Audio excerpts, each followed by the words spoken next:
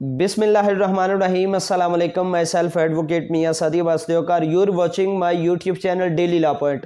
آج کا جو ہمارا پوائنٹ ہے اس میں ہم بات کریں گے competence and number of witnesses کے قانون شہادت آرڈر میں کتنے گواہ ہونے چاہیے، ایویڈنس میں کتنے گواہ ہونے چاہیے، اور کون سے مقدمات ہیں ان میں کتنے گواہ ہونے چاہیے، اور عورت کی گواہی کی کیا اہلیت ہے اور مرد کی گواہی کی کیا اہلیت ہے، اور اس آرٹیکل میں عورت کی گواہی کو نصف کیوں قرار دیا گیا، مرد کی گواہی کو برابر کیوں کہا گیا، یعنی کہ ایک مرد کی گواہی دو عورتوں کے برابر ہے۔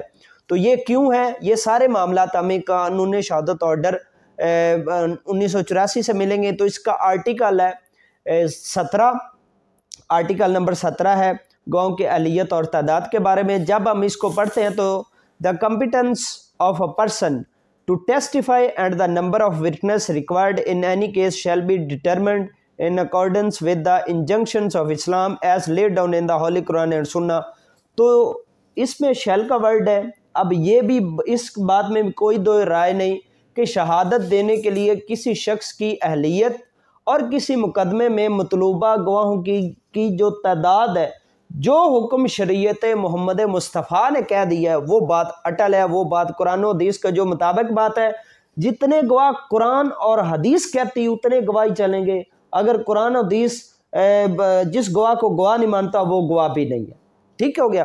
اب اس کے بعد اس کی جو سیکشن 2 ہے، unless otherwise provided in any law relating to the enforcement of حدود or any other special law، کہ تا وقت جو حدود ہے اس سے متعلق یا کسی دیگر خصوصی جو قانون ہے، جو اسپیشل لا ہے، اس کے تحت کتنے وٹنس ہونے چاہیے۔ تو اس میں یہ ہے کہ ان matters pertaining to financial or future obligations if reduced to writing the instrument shall be attested by 2 men or 1 man and 2 women so that one may remind the other if necessary and evidence shall be led accordingly۔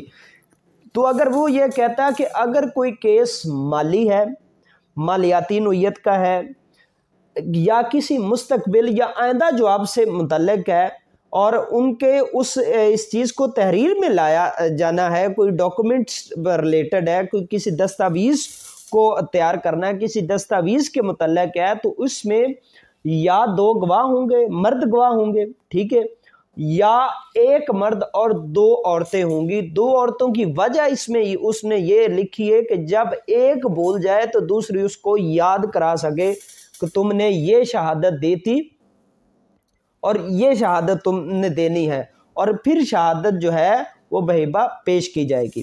اب اس کے بعد ان all other matters court میں accept اور act on the testimony of 1 man or 1 woman or such other evidence as the circumstances of the case may warrant، کہ دوسرے جتنے بھی معاملات ہیں، جتنے بھی کیسز ہیں، ان میں ایک مرد یا ایک عورت کی جو گواہی ہے وہ کافی ہے۔ ٹھیک، اس میں یہ ایسی کنڈیشن نہیں ہے۔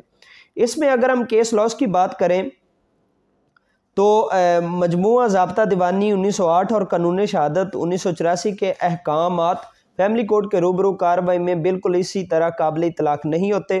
یہ تو ہے کہ یہ QSO کو جو پروویژنز ہیں وہ فیملی کورٹ میں قابل قبول نہیں ہے، تو فیملی کورٹ میں ایک عورت کا بھی بیان وہی حیثیت رکھتا ہے جو ایک مرد کے بیان کی حیثیت ہے۔ ٹھیک ہے، اور اس میں آپ جہاں پر کیس لاس کی اگر بات کریں تو آپ 2013 PLD 7 فیڈرل شریعت کورٹ کی ججمنٹ ہے، یہ بہت اچھی ججمنٹ ہے، اس کو آپ کو ضرور پڑھنا چاہیے۔